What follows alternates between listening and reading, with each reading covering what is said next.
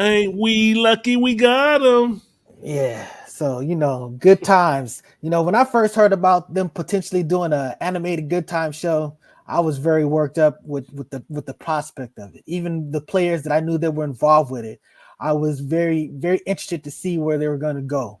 Once I saw this picture, I immediately felt a gut punch because I was like, clearly they're telling a different story. And then when you find out, stuff like the kid is like a dope dealer, these are all type of things that just kind of muddy the waters, and there's been a lot of pushback. A lot of the black community is not happy with where this is going. So, it's a lot of great talent, a lot of great actors on this, and just so you know, this was Steph Curry is the executive producer. So this is some light skin shenanigans going on behind the scene. But Oh man, oh man, oh man.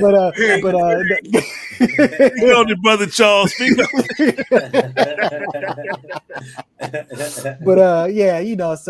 but we'll see how this is. I think I have an interesting take on it that I want to give afterwards. But who wants to come up first and step about what they feel? You know what, brother Walk, let me give you the floor. How do you feel? I know you've seen this thing. You think it looks? I mean, it's just totally disgusting. They basically are smearing the great TV show, which was actually Good Times, that taught you about honor, respect, how to obey your parents and listen to your family. Michael, a young kid growing up in the ghetto, smart as hell, but now he's a baby drug dealer. You know what I'm saying? And JJ, who was an artist trying to make it in the hood, and now he just a buffoon clown. I said, concentrate orange juice. That's why I'm looking at it. The joke's not even funny. It's just totally disgusting. And then Thelma, she got boyfriends, and they just flipped. And James Evans, he's like a hustler, lone pool shark, just trying to get money. And he was a hardworking man on the original show. It's just a flip. And then I don't know how it got to be more to it with the light-skinned brother, Steph Curry, involved in this. Like, his name is on there, though. His name is on there. Now, it I do need be something. I do got to point out. So this is not that same family. This is taking place. It's supposed to take place in the same apartment, but this is further generations down in the Evans. So it is the Evans family, but not the Evans family that we grew up with. These are descendants of them in a more modern time. So that's the backdrop. Even worse, then. Even worse. Three generations in the same projects.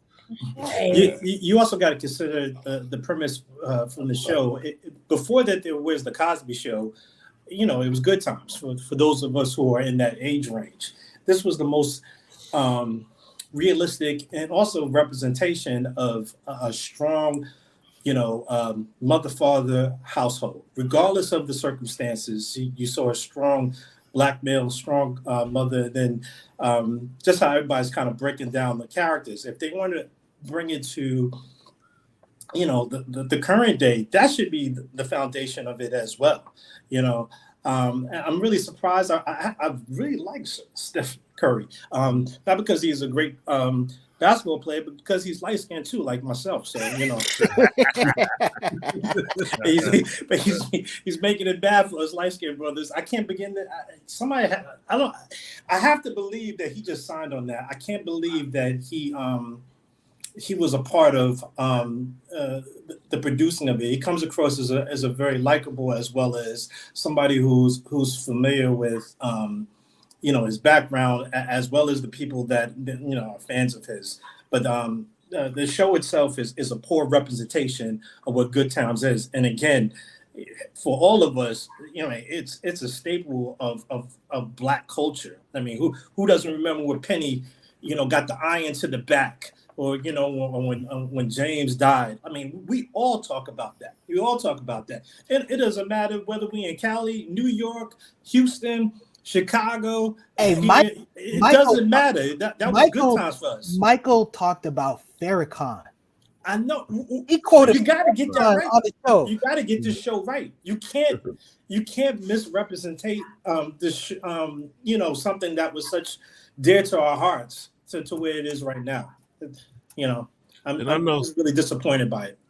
I know it's hard out there for a lot of black actors to catch roles, but I'm surprised that the cast lineup, people that signed on to the show, was disappointed. I know like JB Smooth signed on to this, Marcy Martin, I don't know who that is, but Jay Farrell and also Slink Johnson, dude from the Black Jesus, signed on to it. I'm just like, why would y'all sign on and want to be a part of this thing or this show here? First Lady J, you got something to say about this? I'm gonna say all money is not good money. I Right. feel like they're just using another reason to stereotype us black people. And director, when I saw the blonde hair character lady, I was just thrown back. I feel like if you're gonna make it good times, at least act like the Jefferson show where they moved on up, where they did better. And I understand that it's a different generation, but like Walk said, that makes it even worse. That makes it seem like history is just repeating itself instead of showing that we can do better. Blacks can elevate. That's not what blacks are about, just being in the hood and a baby selling drugs and stuff. Is just so disappointing, even with the names that are behind this. It's sad. It makes me wonder about your character and what do you really think about blacks in whole. Brother Charles It, X. Go ahead. What were you about to say? no, let Brother Charles, let's go ahead, go, brother. Yes, sir. I mean, the only thing I have to say, just to echo the sentiments that everyone else has expressed, what good times meant, to the community. Unfortunately, we're just seeing, as a community that we're not adopting, I should say, best practices, which is why we find ourselves in the situation and conditions that we're in. I'm not big to put on racism and sexism and all these other terms to why we have not risen yet, because I like to believe that, that we should be accountable in that and not make excuses for our failures, but this is just another example of, those that are in Hollywood, and in these entertainment fields, they're not, our friends, they're not, looking out for the best interests of the community, and we know that by, what they put their money towards, your money and your influence is going to be put towards this of all the other subjects and strategies that we could be launching as a people. This is what you put it to, and we have example after example of this is happening. So the people themselves are going to have to start, looking for the answers and solutions among ourselves and decide, how are we going to rise from the condition that we find ourselves in? Is it to continue to beg for scraps falling off the table, from these weirdos and we just talked about these perverts and whatnot? Or are we going to start looking at what are best practices inside our community, and how do we show black excellence instead of this inferiority and allowing others to dictate and display, and still, our real culture? And it's disturbing how they don't respect the legacy of the Good Time show and the impact that it had on particularly as young black people in America watching that show. It was great to watch, and it was very an inside look into black families and probably a family in poverty and all that stuff. But to associate this stuff with that show, this ratchetness and buffoonery is very disappointing. Like if they took the jokes and put them in a different context and didn't associate it with it, it might have been funny. Like, for example, I saw one episode or a scene where it was little baby in the car, the baby in the car, and baby from Cash Money. They drive up and they gunning for the other baby, talking about it's too many babies in around here. One of them got to go, and they shooting at the baby drug dealer. Now, if that was in a different context and nothing to do with the Good Times, that might have been funny for some little small time TV or YouTube skit. But to put that on the level of Good Times, that's where the insult comes in for me, particularly. Hey, I hear what you're saying, and how I would counter that to say that, look, we haven't seen it yet, and we got to see exactly how it plays out. A lot of this uproar reminds me about the uproar that was happening with Blackish before it dropped. And ultimately, Blackish just sort of like knocked it out the park. Not every single show has to represent the best of blackness. Sometimes you shine the light on something that's the exception. That's some diversion. I mean, we can look at Family Guy And it's not an issue of, that these represent white people. They represent this fictional family.